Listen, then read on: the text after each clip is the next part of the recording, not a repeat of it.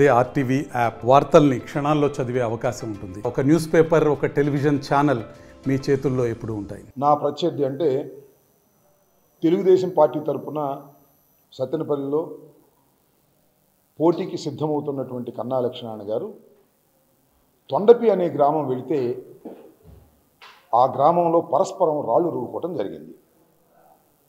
కన్నా లక్ష్మీనారాయణ గారు ఏమన్నారంటే రాళ్ళు నేనే వేయించానని, ఆయన మీద హత్యా ప్రయత్నం కూడా చేయించామని నా మీద బురద జల్లేటటువంటి కార్యక్రమం చేశారు. నేను రాష్ట్ర ప్రజానీకానికి సవినయంగా మనవి చేస్తున్నా, ప్రత్యర్థుల మీద రాళ్ళు వేయించటమో, ప్రత్యర్థుల మీద దాడులు చేయించటమో నా చరిత్రలో లేదు, చరిత్రలో ఉండబోదని కూడా మనవి చేస్తున్నా. రాజకీయాన్ని రాజకీయంగానే ఎదుర్కొనేటటువంటి సత్తా కలిగినటువంటి రాజకీయ పార్టీలో జగన్మోహన్ రెడ్డి గారి చెంతన ఉన్నటువంటి వ్యక్తులని ఈ సందర్భంగా నేను చెప్పదలుచుకున్నాను. ఎప్పుడూ హత్యా రాజకీయాలను ప్రోత్సహించేటటువంటి సందర్భమే నా జీవితంలో లేదు, ఇక ముందు రాదు అని కూడా మనవి చేస్తున్నాను. అయితే నన్ను టార్గెట్ చేస్తున్నారు.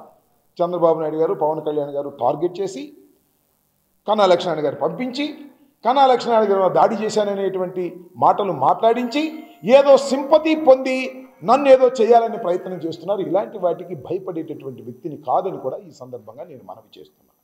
రెండో అంశం ఏంటంటే, సడన్గా చంద్రబాబు నాయుడు గారు రాజమండ్రిలో ఉండి మాట్లాడుతున్నాడు.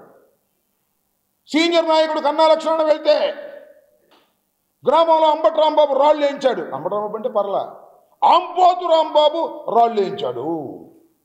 ఆంపోతు రాంబాబు సంగతి తేలుస్తాం, అధికారంలోకి వచ్చిన తర్వాత ముక్కు తాడేస్తాం అన్నాడు. నువ్వు అధికారంలోకి వచ్చేది లేదు, సచ్చేది లేదు అని మనం చేస్తున్నా.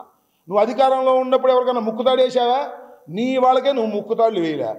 ఆంబోతులకు ముక్కుతాళ్ళు వేస్తావంటాయా చంద్రబాబు నాయుడు గారు? నీ చరిత్ర ఏంటయ్యా? ఆంబోతులకు ముక్కుతాళ్ళు వేయటం కాదు, ఆంబోతులకు ఆవుల్ని సప్లై చేసేటటువంటి చరిత్ర కలిగిన నువ్వు ఆంబోతులకు ముక్కుతాళ్ళు వేస్తావా? రాని, మళ్ళా వస్తాం అధికారంలోకి. ఎన్నికలు అవ్వగానే మళ్ళా ఈ రాష్ట్రంలో వైఎస్ఆర్ కాంగ్రెస్ పార్టీ అధికారంలోకి వస్తుంది. నువ్వు ఎక్కడుండా పట్టుకొని నీ చేతి మీద ఆంబోతులకు ఆవుల్ని సప్లై చేసే రాజకీయవేత్త అని పచ్చబొట్టు వేపిస్తాను, గుర్తుపెట్టుకోమని మనం చేస్తున్నా. ఆంబోత ఏం మాట్లాడుతున్నావు ఆయన? నువ్వు నాకు అర్థం కాలేదు. మాట్లాడితే ఆంబోత్ అంటావు. పనికి మాలిన రాజకీయాలు చేసినటువంటి దౌర్భాగ్యమైనటువంటి వ్యక్తివి.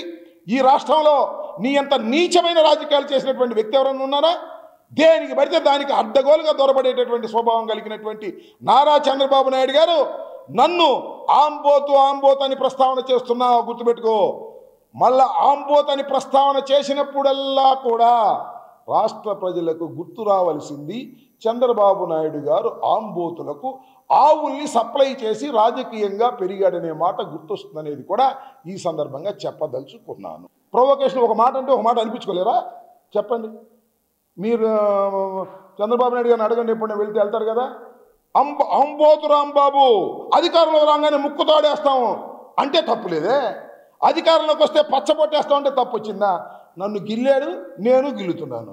నన్ను గిల్లకపోతే నేను గిల్లనుగా. నా పిర్ర గిల్లి దోలపాటు పడితే ఒప్పుకుంటావా? నేను ఆంబోతునంట, నాకు ముక్కుతాడు వేస్తాడంట. ఏమని ఇప్పుడు ముక్కుతాడు? అధికారం వచ్చినా వేస్తా అంట ముక్కుతాడు.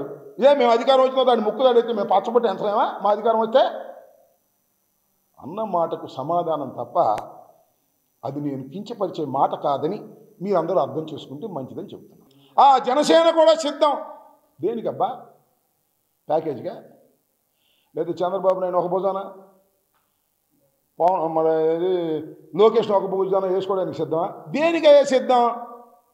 జనసేన సోదరులారా, ఓ కొణిదెల పవన్ కళ్యాణ్ గారు, మీరు దేనికి సిద్ధం? ఓడిపోవడానికి సిద్ధమా? ప్యాకేజీకి సిద్ధమా? ఇన్ని ప్రశ్నలు వస్తున్నాయా? మేము సిద్ధం అంటే పోరాటానికి సిద్ధం, ఎన్నికలకు సిద్ధం, 175 మంది సభ్యులతో సిద్ధం, 25 మంది పార్లమెంటు క్యాండిడేట్తో సిద్ధం. అది మా సిద్ధం. మీ సిద్ధం ఏంటి? ఎన్ని సీట్లు వస్తాయో తెలుసా మీకు? అంటే తెలుగుదేశం నుంచి ముష్టేస్తానా, తీసుకుంటారా? దేనికి సిద్ధం? ముష్టికి సిద్ధం. చంద్రబాబు నాయుడు గారి దగ్గర ముష్టికి జనసేన సిద్ధం, ప్యాకేజీకి పవన్ కళ్యాణ్ సిద్ధం.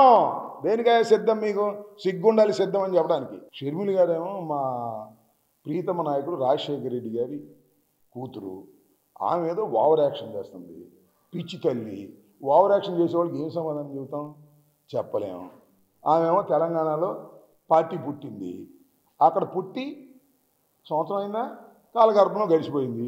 ఇక్కడ కాలగర్భంలో గడిచిపోయిన పార్టీలోకి వచ్చి ఆమె మాట్లాడుతుంది. ఎట్లా ఉందంటే కాంగ్రెస్ వాళ్ళకి మంచి ఆయుధం దొరికింది, రాజశేఖర్ గారి కూతురు కోతి కొబ్బరికాయ దొరికినట్టు అది పెట్టి ఊరేగుతున్నారు. ఏమైంది నాకు అర్థం కాలే. కాంగ్రెస్ ఏం బతికేదా చచ్చేదా? రాజశేఖర రెడ్డి గారిని, రాజశేఖర రెడ్డి గారి కుటుంబాన్ని, ఈ రాష్ట్రాన్ని చీల్చి చెండాడినటువంటి కాంగ్రెస్ పార్టీలో ఆమె బతుకు తెరువు కోసం చేరిందో మరి ఏమో నాకు తెలియదు. పిచ్చి తల్లి ఏదో మాట్లాడుతుంటారు, పెద్ద పడుచుకోమని దగ్గర. మళ్ళీ ఎలక్షన్ తర్వాత కనపడదు, మళ్ళీ అక్కడ పెట్టింది పార్టీ. మరిన్ని వీడియోస్ కోసం ఛానల్ ని సబ్స్క్రైబ్ చేయండి, లేటెస్ట్ అప్డేట్స్ కోసం వాట్సాప్ ఛానల్ ని ఫాలో చేయండి అండ్ లింక్ డిస్క్రిప్షన్ లో ఉంది.